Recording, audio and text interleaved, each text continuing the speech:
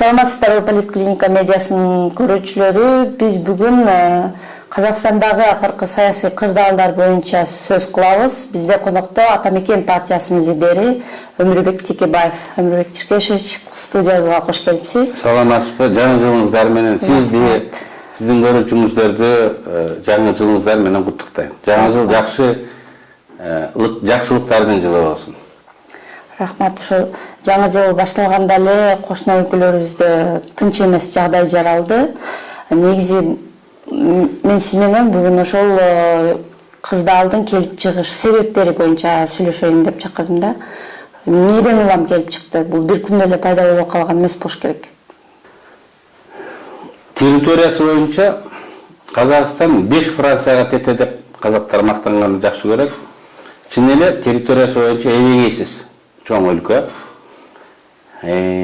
Ал Россияны ортосуна, бизде мындай подбрюшье деп атайт, ал ортосуна жүрөгүнө чейин мындай ортосун экиге бөлүп турат. Россиянын чыгышы менен батышы Казакстан аркылуу катташат. Аба жолу менен да, темир жолу менен да, шоссе жолу менен. Аны айланып, мындай тундура менен да өтө албайт да. Мен мунун атайын баса белгилегим келип атат. Бул абдан геосаясий маанилүү роль, Россия үчүн маанилүү орунду ээлейт Казакстан. Казакстан жери табигый байлыктарга бай. Уран боюнча дүйнөдө экинчи турат. Австралия менен Канададан кийин. Уран бул энергиянын булагы келечектеги. Анын башка энергия булактары көмүр боюнча да эң алдыңкы орунда турат. Нефть, газ, алтын, түстүү металлдар бар Казакстанда бар. Кең тала, эли аз. Алар Кувейттегидей жакшы жашаса болмок. Бирок Казакстанда жеке бийлик орногон. Табигый байлык эл үчүн эмес, Назарбаевдин үй бүлөсүнө жакын, ага жеке берилген адамдарга бөлүнүп берилген. Чет элдик компанияларга арзан сатылган. Именно чет элдик компанияларга. Ошон үчүн 11-жылдан баштап Жаңыөзөн деген шаарда, ошол областта, Маңгыстау областында тынччылык жок. Анткени газды, нефтини Кытай компаниялары ээлик кылып калган. Миллиард пайдаларды биз эмес, чет элдиктер көрүп атат деп алар нааразы. Улутчул, патриоттук сезими мындай козголгон. 11-жылдан бери. 11-жылы Жаңыөзөнгө аскер киргизип, алардын көтөрүлүшүн, протест акциясын басыш үчүн колдонулган, жана көп адамдар өлгөн деп айтып жүрөт. Бул окуя дагы так ошол жерден башталды. Аларда суйк газ куюшат экен машинасына, өзлөрүндө болгондо. Анан бир күн турса эле бул газдын баасы 2 эсе 50 теңгеден 120 теңгеге көтөрүлүп кетти. Анан мен айттым, мурундан эле алар нааразы. Жер байлыгы өздүк болсо Кытайларга берип койсок, алар казып турган менен аяка агызып кетет экен. Бизге эч нерсе калбайт экен деп жүргөн. Айлыгыбыз да аз. Чет элдиктер, түрктөр иштеген, кытайлыктар 4-5 эсе көп айлык алышат, биз аз алат экенбиз деп мурун эле нааразы болгон эл. Эгер газдын баасы 2 эсе кымбаттаса, чет элдик компаниянын пайдасы 2 эсе кымбаттайт да. Жергиликтүү калктын чыгымы 2 эсе көбөйөт да. Анан көрүп туруп, мурун эле кыжыр келип турган калк дүрт этип көтөрүлүп кетти. Кеп даже эменин көтөрүлгөндүгү эмес, машинага заправканын көтөрүлгөнү. Кеп ошол адилеттүүлүк сезиминде кордолгон намыс. Биз өзүбүздүкүн өзүбүз 2 эсе кымбат сатып алсак, значит чет элдик 2 эсе пайданы көп көрүп атат. Эмне үчүн деп мурунтан козуп жүргөн улутчулдук деп коелу, патриоттук сезим дагы тарс этип жарылып кетти. Анан болбосо бизде $1 жакындап калды. 1 литр бензин тура, биз чыдап эле жүрөбүз. Аларды 9 сом болгон экен. Көбөйсө 19 сом болмок. 20 сомго жакын болмок да. Кеп басында эмес, кеп намыста. Кеп адилеттүүлүк деген түшүнүктө. Ушул мисал менен Казактын талааларынын алында жаткан кен, улуттук байлык бир уч олигархтардын жана чет элдик компаниялардын кызыкчылыгы үчүн 30 жыл пайдаланып келген. Өлкөдө ошону пайдаланыш үчүн жеке бийлик орнотулган Назарбаевдин. Жеке бийликти бекемдеш үчүн эмне кылат? Сөз эркиндигин кыскартат, саясий конкуренцияны жоготот, реалдуу саясий оппоненттердин баарын көзүн тазалайт. Көзүн тазалайт дегенди мен тырмак чыгарып айтам. Коркутканы бар, сатып алганы бар, үркүткөн деген чет элге качып кеткен, өлтүрүлгөнү бар, камалганы бар. Ошентип реалдуу оппозиция өлкөдө калбай калат. Бир гана адам, ошол өлкөнүн атасы, анын куткаруучусу болуп калат. Шайлоолорду 90%тен кем эмес добуш алат. Ошондуктан Жаңыөзөндө наразычылык чыкканда мен да көрүп, эми алар ошондой калк батыш жагында ошондой көп наразычылыктар пайда болот да деп ойлогом, бирок акыркы күндөрү күтүүсүздөн өрттөй болуп, дүрт этип, бир күндүн ичинде чыкпайт деген Алмата, Павлодар, адам мурун митингге чыкпаган, наразы болгон региондордо да эл суукка карабастан түндөсү көчөгө чыгышта да дүрт этип кетти. Анткени улуттук намыс бул абдан аяр мамиле кыла турган курч нерсе да, намыска тидин дүрк этет. 86-жылда ушундай болгон. Кунаевди алып Москвадан Колбин дегенди камалап алып келгенде казак элитасы шыбыр-шыбырдап дүрт этип туруп, эл бир заматта көтөрүлгөн да. Ошон үчүн мына улут аралык, улуттук намыс маселелерде мындай абдан аяр мамиле кылыш керек. Бир түндө мындай көтөрүлдү. Бирок стихиялуу болду. Бирок мен жана айттым го, Казакстанда жалпы казак элине таанымал, алар ишенген, авторитетке ээ саясий күч, оппозициялык күч жок экен. Алардын баары камалган, өлтүрүлгөн, же чет элге мындай качып кеткен. Дискредитацияланган, жаман аттуу болгон. Ошон үчүн алар ишенбей да калган. Күч жок экен. Мен казактын байлыгын санадым, жер алдындагы. Жер үстүндө байлык дагы бар да, бул эл. Күчтүү граждандык коом керек. Эл тааныган альтернативалык, оппозициялык күчтөр, реалдуу күчтөр керек. Атаандашып тең ата болуп турган. Мына казактар көчмөн эл. Көчмөн эл ары бери жолго чыкканда бир 3-4 атты байлап ээрчитип алат. Бул ат чарчаганда экинчисине олтурат, ушинтип ат алмаштырып жүрүп олтурат да. Саясатта деле ошондой. Эгер бүгүнкү өкмөт, бүгүнкү президент ташыркап авторитети кетсе, эл башка атка отуруш керек. Казактарда ошондой ат жок болуп калды. Назарбаев өзүнөн башканын баары жок деп койгон. Мынакей бүгүнкү өкмөттүн авторитети кеткенде эл кармана турган саясий күч жок болуп калды да. Мына бизде Кыргызстанда 3 жолу революция болду, дароо эле бир түнгө калтырбай эле штаб түзүлүп, жоопкерчиликти мына биз алабыз деп, бүт эл тааныган Ошко болсо Ошко, Баткенге болсо Баткенге, талаасын арынга барып кояй десе эл уга турган саясий күчтөр бар да ар дайымчы. Ошондойлор чыгат. Ал жактан мынакей чыкпады да. Жергиликтүү наразы, стихиялуу, улуттук намыстан улам, адилеттүүлүк сезиминен улам чыккан адамдардын башын бириктирип, кояй деп жетектеп, жол көргөзүп, бийлик менен сүйлөшө турган топ болбоду да. Бийлик ким менен сүйлөшөрүн билбей калбадыбы? Ошон үчүн мына казак революциясы деп коелук. Казак революциясынын эң чоң кемчилдиги реалдуу саясий лидерлердин жоктугу болуп калды. Саясий конкуренция болуп, реалдуу күч болуш керек. Реалдуу оппозиция бул альтернатива. Бул да улуттук байлык. Мен айттым, казактын жеринин алды байлыкка толо. Жеринин үстүндө дагы байлык болуш керек эле. Мен айткан, бул күчтүү граждандык коом, күчтүү альтернативалык саясий күчтөр болуш керек эле. Жана алмаша турган запасной жол керек эле да, темир жолдогудайчы.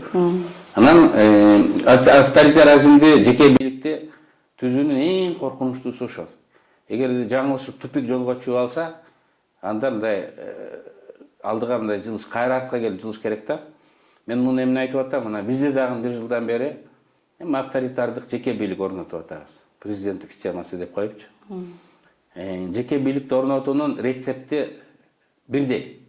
Мен жана айткандай. Бардыгы Африкада болобу, Латин Америкасында, Орта Азияда болобу бирдей. Сага көзүн көтөрүп караган адам болбош керек. Сага каяша айткан адам болбош керек. Баары сени мактап туруш керек. Эгер сага каяша айтып, каяшагамдап сүйлөй турган адамды билип калсаң, аны ошол башы көтөрүлөт да жоготушуң керек. Эми жоготуунун жолдору бул полиция, сот, жалган жала, мамлекеттик СМИ, анын инструменти көп. Анан алар чыкпай ушу баш көтөрбөй калат. Улуттун байлыгы, альтернатива деген, альтернативалык жол, запас жол, алмаштыра турган ат болбой калат. Биз да мисалы акырындап ошол жакка кетип атабыз. Сындасаң, эл душманысың. Муну атыш керек дейт, муну муу өлтүрүш керек дейт, муну урук тууганы менен жоготуш керек деген чакыруулар телекомпания, телевидениялардан, массалык маалымат каражаттарынан да бүгүнкү күндүн көнүмүш чакырыгы болуп калды да. Андан ары барып баш көтөргөн адамдарды жоготуу аз эле. Анан мен Казакстандагы болуп аткан окуялардын фонунда ушул Кыргызстандын келечегин мындай көргөзүп коеюн деп сизге айтып отурам да. Негизи бул окуялардын Кыргызстан үчүн кандай мааниси бар, ошого токтолуп кетсеңиз. Казакстандагы болуп жаткан окуялар Кыргызстан үчүн, коңш өлкөлөр үчүн, өзгөчө Россия үчүн абдан маанилүү.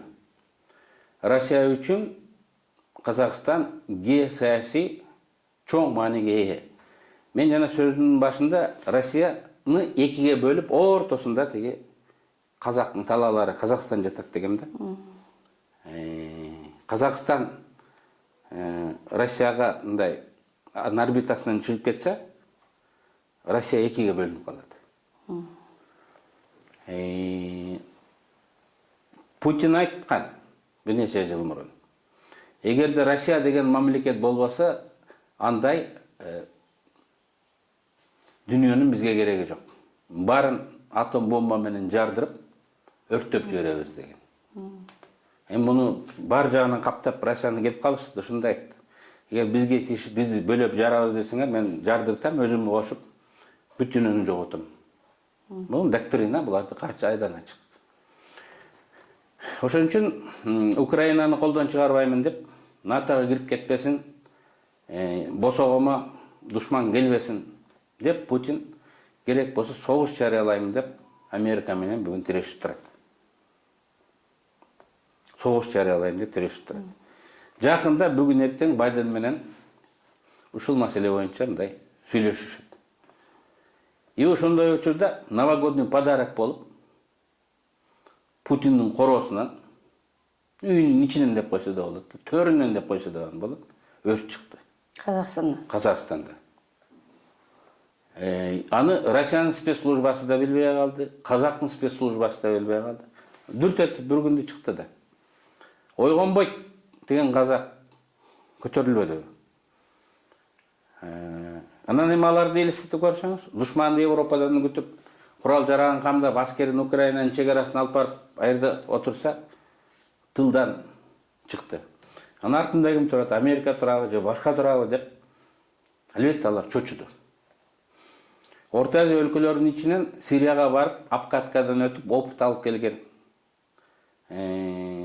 адамдар Казакстанда көп. Билесиз, бала чакасын ээрчитип алып, Сирияда жүргөн канча казактар бар да. Көп. Эгер Казакстанда жаңжал дагы бир нече жумага созулса башаламандык. Бүт түрк тилинде сүйлөгөн наемниктер Афганистандан, Сириядан, Ирактан баары Казакстанга келет. Биздин арктын ар жагына келет. Эми бул мен бир вариантын, жаман вариантын айтып атам да. Ошол жаман вариантты Россияда ойлонду. Кокуй корообуздан бомба жарылды депчи. Ошон үчүн алар ОДКБнын уставында көргөзүлбөсө дагы, ОДКБнын күчтөрү Казакстанга кирип, тынчтыкты орнотобуз деген шылтоо менен өз аскерин киргизип жатат. Мен көрүүчүлөргө айтайын дегеним мындай. На кону дегенде бул жерде бул геосаясий оюндун ставкасы чоң. Эгер Россия Казакстанды жоготсо, таасирин. Россиянын экиге бөлүнөт, да, реалдуу түрдө жок болду. Россияны алар жоготпойт. Керек болсо дүйнөлүк согуш ачышат, ачык эле айтып атат да. Биз ошондой кылып карашыбыз керек.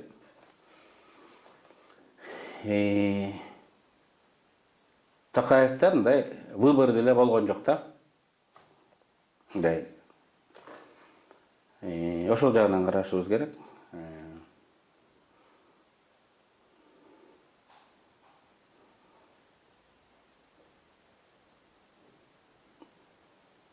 Бирок Американын деле үнүн укпадык. Жоктук ба? Айтты. Мындай да, эки тарапты тең сабырдуулукка чакырабыз, ынтымак болгула, бирөөнүн менчигине кол салбагыла, бирөөнүн өмүрүнө коркунуч келтирбегиле деген стандарттуу каалоону айтты. Украинада болсо алар оппозиция тарабын колдоп, аларга печенье берип, ысык кофе берип, үшүп кеттиңер деп элчиликтен адамдар чыгып жүрөт эле да. Казакстан жөнүндө андай айткан жок. Демек, Байден Путин менен сүйлөшөрдүн алдында же мурун эле мындай Казакстан, Кыргызстан жана башкалар сеники. Тийишпейбиз. Тийишпейбиз. Украинаны көрөбүз деп турган чагыда биз ушундай бүгүнкү дүйнөлүк кырдаалдын контекстинде карашыбыз керек. Бирок протесттин чыгышы бул көп жылдык жеке бийлик, эл менен эсептешпей өзүм билем, өтүгүмдү төргүлем деп улуттук байлыкты чачып, чет элдиктерди киргизип, казактын намысындай кордогондуктан улам келип чыкты. Чын эле бир адам башкара берсе, ошо өзү пайгамбар болсо, өзү атасы болсо, миллиарддаган долларды ары бери туугандары менен сарптап жүрүшсө, эл көрүп турат. Албетте эл нааразы болот. Аларды демократия, эркиндик болсун, элдин байлыгын өзүбүзгө көзөмөлдөйлүк, ачык парламент аркылуу, массалык маалымат каражаттары аркылуу көзөмөлдөп турайлык деп дүйнөнүн кабардарчылары билип турат. Алардын ниети түшүнсө болот, каалоосун түшүнсө болот. Алардын умтулуусун биз албетте элдин умтулуусун, казак туугандардын умтулуусун биз колдошубуз керек. Негизи бул окуялардын Кыргызстанга кандай таасири тийиши мүмкүн? Мен жооп берердин алдында казак туугандарды ынтымакка, биримдикке чакырат элем. Элдин биримдигин, мамлекеттин бүтүндүгүн жоготуп албашыңар керек. Бирок мындай эң негизги жоопкерчилик жөнөкөй элде эмес, бийликтегилерде. Бийликтегилер өзүнүн күчү аздык кылып, чет элден аскер чакырып, элди басмырлап, өзүм каалаганымды орнотом дегенден алыс болуш керек. Болбосо бул кийин атом бомбасынан да күчтүү болуп жарылат. Бийлик реалдуу реформалар, саясий реформаларга барыш керек. Жоопкерчиликтин бир бөлүгүн элге өткөрүп бериш керек. Ал үчүн бийлик децентрализация болуш керек. Ал үчүн көп кызмат адамдары шайлоо жолу менен, таза шайлоо, реалдуу атаандаштык жолу менен болуш керек. Реалдуу саясий күчтөр, альтернативалык күчтөр болуш керек. Мен жана айткандай, алмаштыра турган ат жанында болуш керек. Албетте бийлик элдин эрки менен, элдин каалоосу менен, мезгил-мезгили менен, шайлоо жолу менен алмашып туруш керек. Анан бийлик алмашып туруш керек деген эле бул бийлик талашкан катары көрө беребиз да биз. Жок, бул бийлик талаш эмес. Бул саясий курсту өзгөрткөн шарт болуш керек да. Туура эмес багытта кетип атсаң, кийинкиси башка жака бургандай. Негизи эле ушул Казакстандагы окуялар, буга чейин Кыргызстан басып өткөн окуялар менен бир окшоштуктар барбы? Сиздин анализиңизде? Бизде 3 жолу эл көтөрүлдү. Бирок үчөөндө тең жоопкерчиликти өзүнө ала турган күч, ошол эл толкундаган башынан эле мындай айтып жашырынбай чыгып аткан бар болчу. Мен айткан бул улуттук байлык деп аталгандай альтернативалык күчтөр бизде бар эле. Казакстанда эми аларды жок кылып салган. Жер менен жексен кылып койгон. Ошон үчүн эл чыкты, бирок жергиликтүү дилдер бар, бири-бирин укпаган. Республикалык деңгээлде бийлик менен мындай бир талапты коюп, мындай сүйлөшкөн күчтөр болгон жок. Ар областтын карасаң, ар ким өзүнүн түшүнүгүнө жараша ар кандай талаптарды мындай айтып атышты да, баарын бириктирип, альтернативалык Казакстандын өнүгүү жолун көргөзүп, сунуш кылган мындай күч Казакстандын ичинде болгон жок. Сыртта качып жүргөн эмигранттар аны муну айтыш болду, бирок алардын эл менен болгон байланышы эбак мындай үзүлүп калгандай да, алсыз. Алар мындай ситуацияга реалдуу таасир эте алган жок да. Мына ошонусу менен Кыргызстан менен Казакстандагы окуялар айырмаланат. Сабак. Эми биз ушу Казакстандын 30 жылкы эски жолуна түшүп, жеке бийликти орнотуп, сөз эркиндигин кыскартып, саясий эркиндиктерди кыскартып, саясий оппоненттерди эл душманы, тап душманы катары отоп жоготкондон мындай алыс болушубуз керек да. Казактагыдай болуп мындай калбашыбыз керек. Анан эми дагы бир коркунучтуу жагдай бар азыр. Мына Казакстанда террористтер келди деп, анан сырттан аскер чакырып атат. Эртең ойлошу мүмкүн да биздин бийликтегилер. Биз деле эртең эл чыгып калса, террорист келди, бир-эки жерди жардырып жиберип, кокой террорист келип калды, сакалчандар келип калды деп деги Россияны Казакстанды чакырып, анан бийликте олтура беребиз деген ой да пайда болуп калышы мүмкүн да. Анан эми биз жалпы дүйнөдөгү геосаясий кырдаалды эске алуу менен бирок ушуга окшогон окуялар да болуп кетиш керек экендигин унутпашыбыз керек. Мындан анда биздин бийлик кандай сабак алып, кандай кадамдарды жасаш керек деп ойлойсуз? Элге жакын болуш керек. Элдин эрки менен эсептешиш керек. Анын рецепти бар, жаңы ойлоп табышы мүмкүн эмес. Мен жана айткандай сөз эркиндиги, интернет эркиндиги, саясий конкуренция, саясий көз караш боюнча адамдар куугунтук талаш керек. Мисалы бизде президенттикке катышкан, парламенттик шайлоого катышып, бүгүнкү президентти сындаган адамдарды жөн эле мындай камап коюп атпайбы? Мисалы Бакыт Калмаматов. Бүгүнкү бийликтин аяусуз сыйлаган келишкис оппоненти. Аны кайсыл бир аккаунттарда ошол улут аралык, регион аралык козутуулар бар экен деген бир материал бар деп алып барып мындай камап койду. Биринчиден камап коюш шарт эмес, ал андай кылмыш эмес да. Эгер бар болсо ошону эл алдында далилдеп, сотто көргөзүп, мындай болот же болбойт деп мындай элге сабак боло тургандай процесс өткөрүш керек да. Кармап камап кой, анан кийин эмне тапсак деп издегендей болбошубуз керек. Мунун эң коркунучтуусу саясий оппоненттерди коркутуу. Башкача көз караштагы адамдардын отоп талаанып тазалоо катары мен кабыл алам. Накта Казакстандагы бүгүнкү кырдаалга келебиз. Минтип отурсак, анан эртең чет элден аскер чакырып, бийлигимди сактап бер дегенге чейин жетип калабыз. Ушун менен биздин маегибиз соңуна жетти. Биздин Поликлиника медиасынын социалдык тармактардагы баракчаларына жазылууну унутпаңыз. Саламатта калыңыз.